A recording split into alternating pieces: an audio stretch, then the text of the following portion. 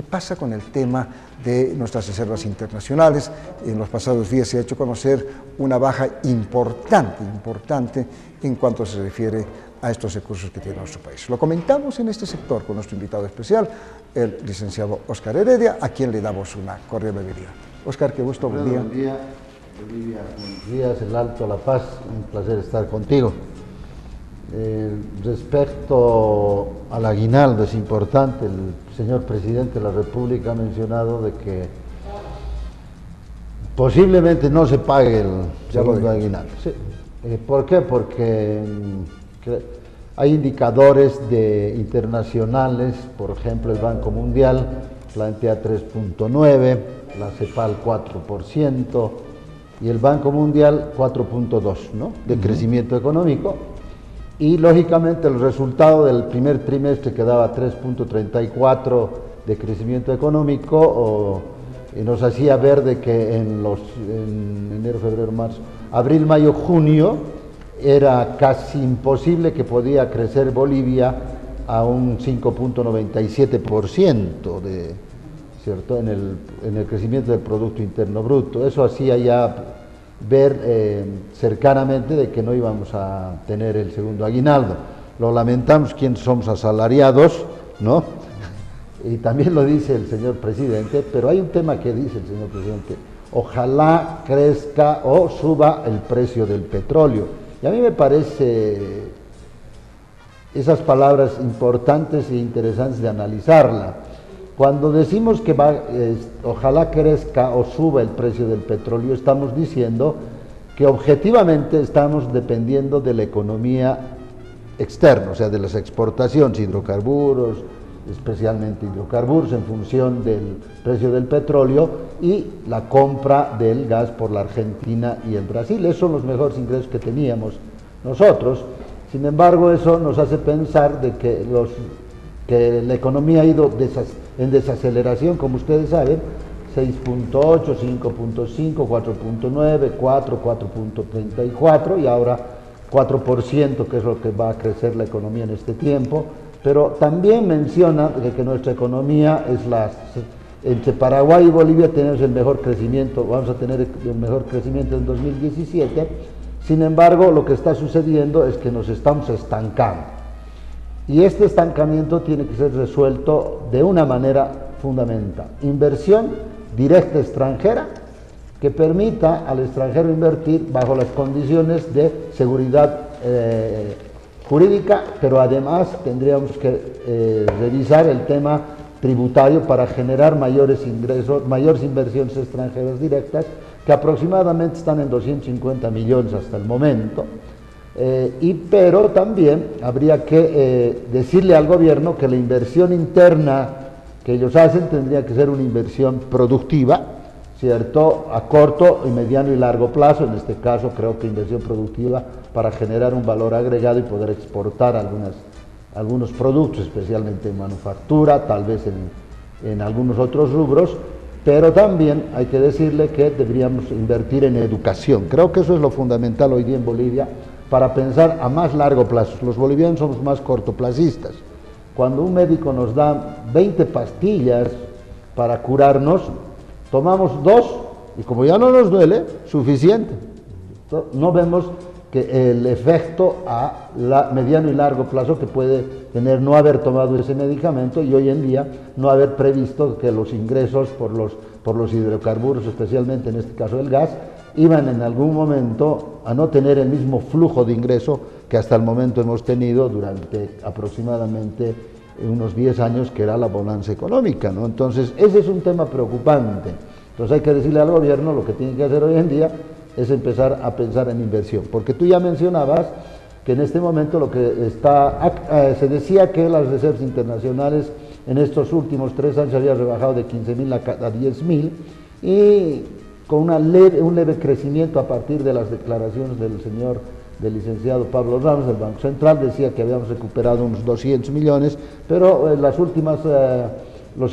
últimos datos o informaciones que tenemos es que también se han ido, hoy día, en este poco tiempo, se han ido consumiendo aproximadamente 400 millones.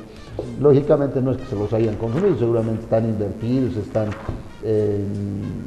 fideicomisos, de alguna manera habrá que identificar qué es lo que está sucediendo con ello, ¿no?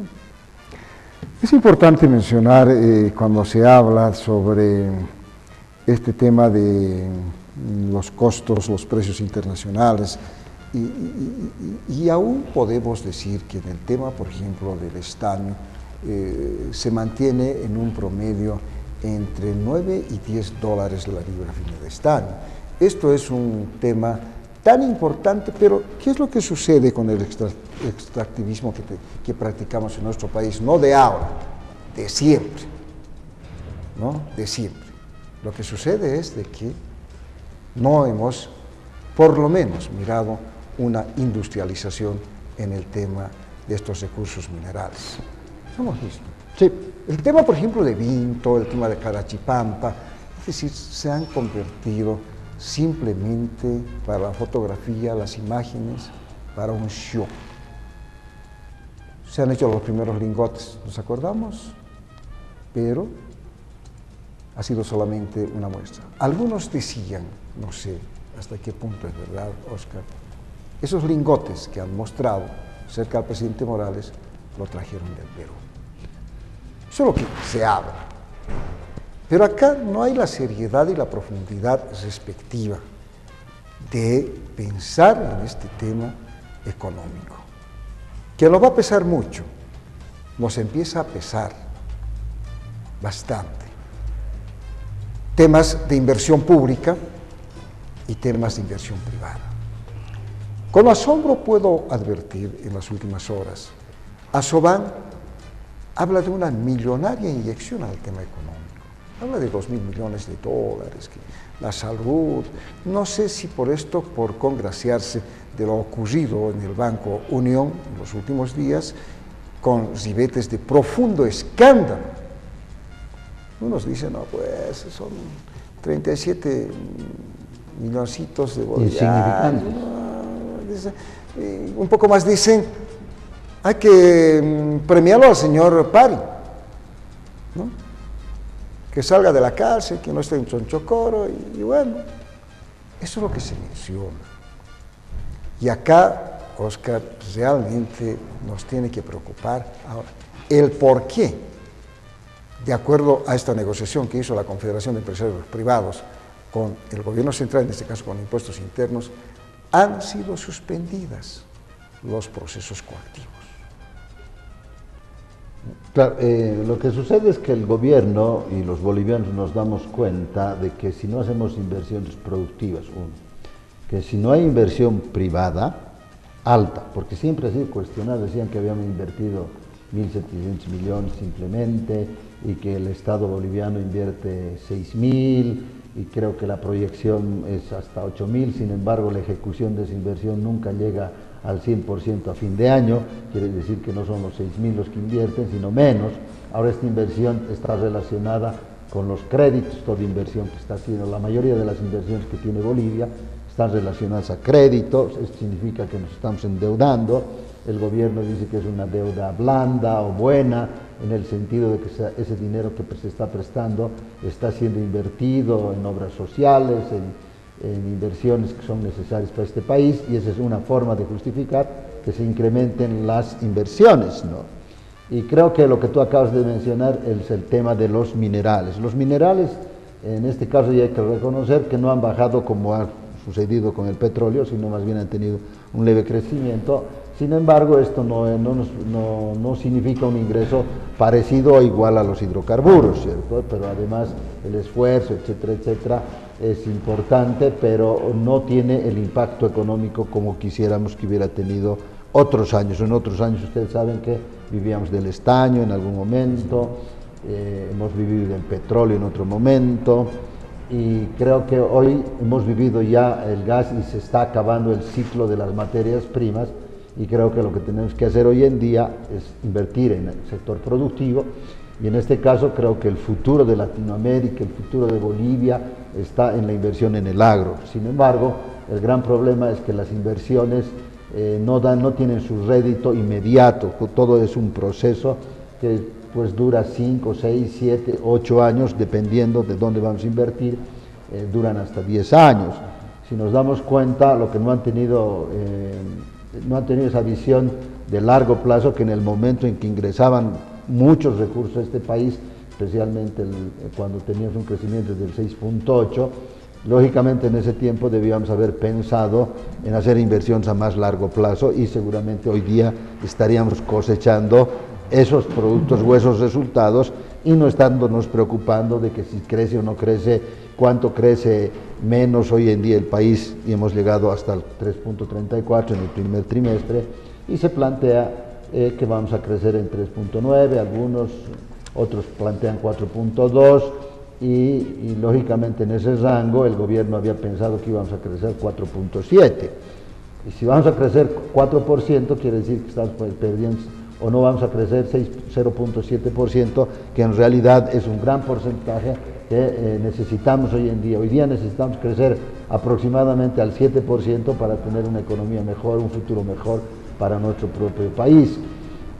Y esperemos que en estos tiempos las inversiones sociales, las inversiones en carreteras, las inversiones en pequeñas obras, etcétera, etcétera, no sean simplemente electorales ni tampoco sean inversiones a corto plazo que tengan resultados simplemente sociales y no inversiones productivas, porque hoy día lo que necesitamos es plata, dinero o dólares, a pesar de que estamos en una economía bolivianizada, necesitamos dólares que ingresen esas divisas para poder también importar y exportar a la misma vez y tener un mejor movimiento y básicamente empezar a exportar más, reducir nuestras importaciones, porque también tenemos un déficit comercial, ¿no? Y también tenemos un déficit proyectado por el gobierno del 7.8% del déficit fiscal, y de esa manera justifican ese déficit de 7.8%, está justificado en función de que se están haciendo inversiones en función de esas inversiones que van a tener buenos resultados, pero el ciudadano común, la gente que leemos un poco, nos informamos un poco, no tenemos esa visión porque no palpamos, ¿no? Y el ciudadano común hoy se da cuenta que los números manejados en la macroeconomía están lejos de los ciudadanos, porque a veces se manejan datos oficiales, no oficiales, lógicamente tienen un proceso de 3 meses para dar una información, hasta ahora no han podido darnos por el tema de octubre, ¿cierto? Ya deberían dar junio, julio, agosto, septiembre, octubre, deberían darnos ya el crecimiento del primer semestre para determinar si había segundo aguinaldo o no, pero creo que lo van a dar posteriormente. Sin embargo, esto ya ha adelantado el señor presidente en una información donde le explica de que posiblemente no crezca nuestra economía a más del 4%, por lo tanto no hay segundo aguinaldo, lo lamentamos por los asalariados, pero también seguramente hay otros sectores que no sé si van a alegrarse, pero se sienten mucho más tranquilos, especialmente la administración pública, porque es la que se queja, ¿no?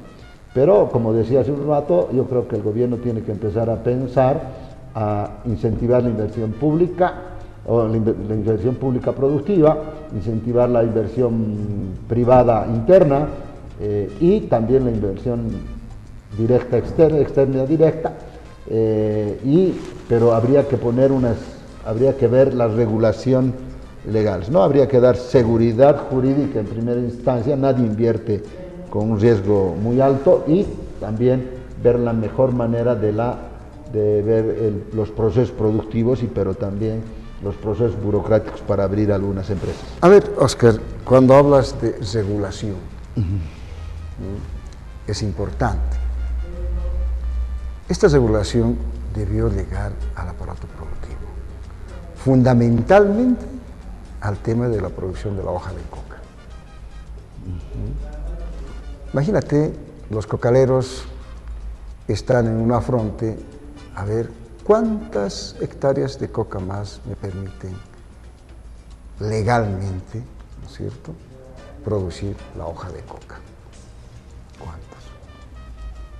Pero el gobierno no tuvo la capacidad de decir, bueno, perfecto, les aumentamos en una cantidad X de hectáreas de producción de la hoja de coca, pero ustedes deben producir una cantidad X, ¿sí? Una cantidad de X, ¿no?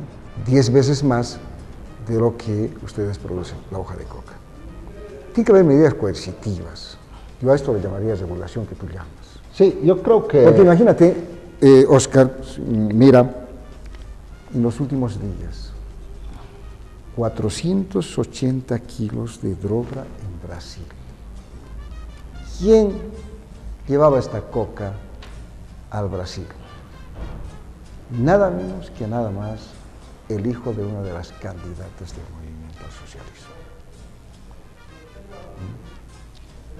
En ese sentido, creo que el tema de la coca hay que verle de dos puntos de vista. Uno, la regulación y el control de esa producción para que no se vaya al narcotráfico, ¿cierto? Eso es fundamental, porque tú acabas de hacer una relación de que se está exportando, llevando cocaína al Brasil, etcétera, etcétera, con vinculaciones lógicamente con personalidades o con familiares de personalidades afines al movimiento al socialismo. Ese es un trabajo importante. Todo el mundo sabe que la mayor cantidad de coca producida en el trópico cochabambino se va al narcotráfico. Todo el mundo sabe. También lo reconoce en el gobierno. Lo que pasa es que ¿qué hacemos para no agarrar droga, no narcotraficantes, sino tratar de controlar el uso de esa coca para que no llegue al proceso final que va a permitir la producción de cocaína? Ese es un tema clave del éxito, porque lo que está sucediendo es que no solamente la imagen boliviana al interior se está deteriorando, sino más bien nuestra imagen como país se está deteriorando en función del mundo externo. Eso es importante. Y el otro tema importante es mencionar de que los productores de coca tienen nomás que ser regulados en cuanto a algún porcentaje de impuesto que genere hoy en día un ingreso. Esperemos que el gobierno no piense solamente en incrementar algunos impuestos que van a ir en contra del bolsillo del ciudadano común, sino también buscar otras fuentes de ingresos, que en este caso es la coca, ¿no? De los productores de coca. Pero hay un tema, Oscar, independientemente de los impuestos que pueda generar este sector o imponer de forma coercitiva que paguen estos impuestos, a nosotros lo que nos interesa como ciudadanos de a pie es que se produzca alimentos. ¿Qué pasa en los yungas, por ejemplo? En los yungas, hace escasas horas, un camión se embarranca y muere prácticamente gran parte de una familia. Esas pésimas carreteras que tenemos. A los yungas se ha denominado estos caminos de la muerte. Así. Decían, inclusive en los reportajes que nos llegan, estos caminos han sido construidos por los paraguayos, quienes encaían en las redes precisamente de la guerra del Chaco. Y como castigo nos dan este tipo de carreteras, este tipo de caminos, ¿no? Por un lado. Por otro lado, en los yungas ya no se conocen los cítricos, ¿no? Llevan de La Paz, la fruta que llega del Perú fundamentalmente, se va allá a Chulumani, a La Asunta, etc. Antes que los impuestos, el gobierno tendría que preocuparse de los alimentos. ¿De qué nos sirve que podamos tener cantidad de plata en oficinas o cuartos llenos de plata si no tenemos que comprar para nuestra alimentación? Por eso es importante que el gobierno, si autoriza una hectárea de coca para producir, debía también imponerles 10 hectáreas de producción de alimentos. Sí, ¿Qué es la mejor opción? Sí, como decíamos al comienzo, no tenemos otra. Como decíamos al comienzo, el agro es el futuro de Latinoamérica, y no solo de Latinoamérica, sino de Bolivia. Fundamentalmente de Bolivia. Tenemos, ya decíamos en algún programa, de que tenemos, por ejemplo, la parte del altiplano, y el altiplano habría que buscar utilización de tecnología para poder producirse. Ha habido países que han hecho germinar en el desierto maravillas, y creo que esa inversión tiene que ser importante para Bolivia. Y lo que tú dices, un condicionamiento a quienes producen coca, me parece una buena posibilidad de hacerlo, ligado también al impuesto, porque Bolivia lo que necesita ahorita es generar plata. Y la idea es que no genere dinero a partir del bolsillo, a partir de los impuestos al ciudadano, a ese 20%, en realidad ese 20% de la economía formal que tiene Bolivia. Somos los que sostenemos esta economía.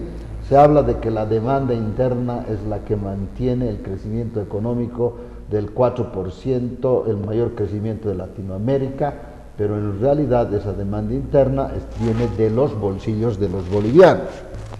Eso quiere decir que si en algún momento hay un cambio de porcentaje tributario, un menú tributario para generar ingresos, siempre recae en ese 20%. Porque la gente que está en la informalidad y ve mecanismos burocráticos que no le permiten surgir, le falta de seguridad jurídica, mucho el tema del impacto tributario, prefiere irse a la informalidad. Y la informalidad no genera recursos para el país. Primero, hace que el empleo no se pague lo mismo, pero además hay un subempleo, ¿cierto? Hay gente que está viviendo, se dice que la clase media vive $10 al día. Imagínate la gente que está en ese comercio informal, que no logra tener ni siquiera a veces $1 para comer, y eso es cierto. Entonces creo que hay medidas. La primera medida creo es que tienen que hacer inversiones productivas, uno, incentivar la inversión extranjera directa, impulsar la inversión privada con condiciones, no con solo facilidades, porque a veces se piden las facilidades, y ver algunos sectores, primero formalizar la economía de alguna manera incentivando respecto a la desburocratización en los procesos de generación de empresas, seguridad jurídica, pero también ver el tema de los tributos. Eso es importante. La otra idea que tú tienes, y que también debería caer impuestos a los cocaleros, pero la idea que tú tienes es condicionante, como antes se vendían pan casado, decíamos, ¿no es cierto? Cuando había una crisis económica, entonces no podían vendernos azúcar si no comprabas B. Entonces creo que este tipo de creatividad boliviana, como hoy se habla de la democracia a la boliviana, creo que también tenemos que rescatar algunos criterios en función de lo que antes se hacía en nuestra economía, porque nos permite la constitución política del Estado. Recuperamos el concepto de economía comunitaria, y esta era parte de eso. Ibas a la tienda y te vendían, ¿cierto? Y además en algunas veces te daban vendaje, hoy ya no te dan vendaje, ¿no? Pero casado vendían. Entonces creo que la medida política, la medida económica podría ser la que tú dices. Quienes van a erosionar con la producción no solamente de coca, tú sabes que la soya también afecta a la tierra, entonces habría que decir, señores, van a producir esto, pero paralelamente tendrían que producir esto, pero habría que ver también que garantice el gobierno el mercado, ¿no? Porque el tema es apertura de mercados también, porque si no nos vamos a vivir con nuestros productos, no los vamos a poder consumir y seguramente se van a podrir o no se va a deteriorar. Entonces la idea es que básicamente apertura de mercado, que es algo que nos olvidamos, es importante, porque sin apertura de mercado no va a pasar nada. Pero la apertura de mercado también tiene que ver con algunas condiciones de relaciones internacionales, de integraciones económicas, etcétera, etcétera, que tenemos que ser abiertos. Por eso decía en algún momento que la economía boliviana hoy va a cambiar de rumbo. Yo creo que va a irse un poquito a lo que entre comillas llaman hacia el sector privado, que significa que nuestra economía va a dejar de tener mucha intervención del Estado y va a permitir la inversión privada. Quiere decir que el péndulo se va a ir un poco a la derecha. Creo que ese es el aviso que nos están dando en varios casos. No le queda otra alternativa tampoco. Claro, lógico. Porque imagínate, tú hablabas de la desburocratización del aparato estatal. Pero ¿sabe que en ese aparato de desburocratizar el tema está relacionado también con los ingresos? Oscar dice, se tiene que generar plata. Pero esa generación de plata tiene que tener un buen destino. Y esto muy entre comillas, no podemos nosotros estar generando plata para, no sé, para qué tipo de gastos, no sé si de regalo, no sé de qué. Como en el caso de la Alcaldía de La Paz, ¿no? Nos suben impuestos, han subido el 300% los impuestos, para nadie es desconocido, nosotros lo denunciamos oportunamente y nadie nos creía, todos nos decían, ah no, usted le está dando duro al alcalde de Sevilla, es mentira, es falso, nosotros les demostramos con documentos que había subido los impuestos el 300%, y como que está ahora sí. Pero ¿qué pasó con este tema? 14 millones de bolivianos ha desembolsado la alcaldía, no sé si qué tipo de regalo será, al señor Juan Brun, por un error que tuvo don Juan del Granado. Y entonces se genera plata, ¿se genera para qué? Claro, el tema es que la generación de recursos, ¿por qué los ciudadanos comunes como nosotros, porque nosotros somos comunes, de repente tenemos la posibilidad de captar lo que dice la ciudadanía, informarnos un poco, tomar datos, investigar y transmitir algún criterio para que reflexione también la población boliviana? El tema es que el ciudadano ya no confía, antes no confiaba en los partidos, ese era el discurso, que era sinónimo de no confiar en los gobernantes, sinónimo de no confiar en los políticos. Se ha abierto una nueva brecha en ese momento como para poder saltar a un cambio trascendental. Sin embargo, seguimos copiando y hacemos lo mismo, ¿cierto? Dice, yo puedo pagar impuestos, el ciudadano puede pagar impuestos, pero dice, ¿y ese dinero dónde se está yendo? ¿En qué se está gastando? ¿Se está gastando en la partida 100, contratando gente para que esa gente haga política, o sea, gente que se movilice, movimiento de masas para tener un aparato y que nos represente y demos imagen de que tenemos gente?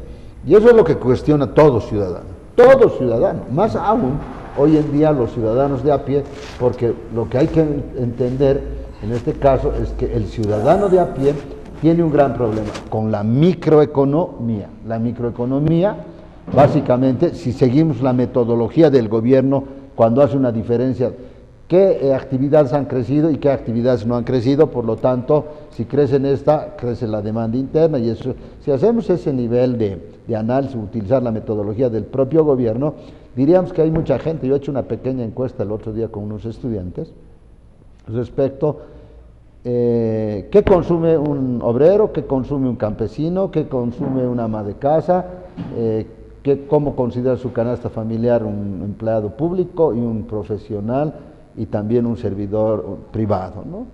Y hay productos que se van repitiendo, ¿no? Esos productos tradicionales que comemos, arroz, azúcar, aceite, carne, etcétera, etcétera, ¿no? Y si en función de ese análisis empezamos a determinar una nueva canasta familiar, seguramente que todos esos productos han generado un crecimiento en sus precios, o sea, ha subido. Por lo tanto, está ligado también, les dice, ¿y cómo, de qué han subido los precios de esos productos? Sí. Entonces, la gente corriente con sentido común ve que lo que ellos consumen, realmente ha habido una inflación, ha habido un crecimiento en el precio y que los incrementos salariales no van a cubrir ese incremento. Lo que pasa es que dejamos de consumir, antes consumíamos 5 productos y hoy consumimos 3. Y lógicamente en el futuro consumiremos 2. Y ya cuando lleguemos a la brecha y nos vamos a dar cuenta que nos han cocinado a fuego lento y nos vamos a dar cuenta que la economía está totalmente, microeconomía, afectada a los bolsillos de los ciudadanos comunes y corrientes. Un análisis que creemos importante. La próxima semana, el próximo miércoles, vamos a hablar sobre el Premio Nobel de la Economía, que es importante. Y había sido que acá tenemos un profesional, docente emérito de la Universidad Mayor de San Andrés, ¿no? Parte de lo que es la Facultad de Ciencias Económicas y Financieras, de una de las universidades más importantes de nuestro país. No había sido importante ser economista para ser Premio Nobel de Economía. ¿Sabe quién es el Premio Nobel de Economía? Un psicólogo. Lo comentamos la próxima semana, algunos detalles, que seguro no vamos a poder digerir todo, pero es importante que de una u otra forma conozcamos cómo está el manejo de la economía en el planeta Tierra. será importante, Óscar. Claro, la economía ya no es tan racional, Lo ¿no? Y eso es comentamos la próxima importante. semana. Sí, me parece importante decir, porque muchos de nosotros trabajamos en ello, ¿no? Claro, O sea, en sí. el ser humano, en su comportamiento, en la generación de liderazgos, y esto dice, lógicamente que no deja de lado la matemática, etcétera, pero, o la racionalidad en la toma de decisiones del ciudadano. Pero es un tema importante que lo vamos a comentar. Te agradezco, Alfredo, por la Oscar. oportunidad, le agradezco Claro que sí. al Alto, a la Paz y a Bolivia por permitirme entrar a sus hogares. Buenos días.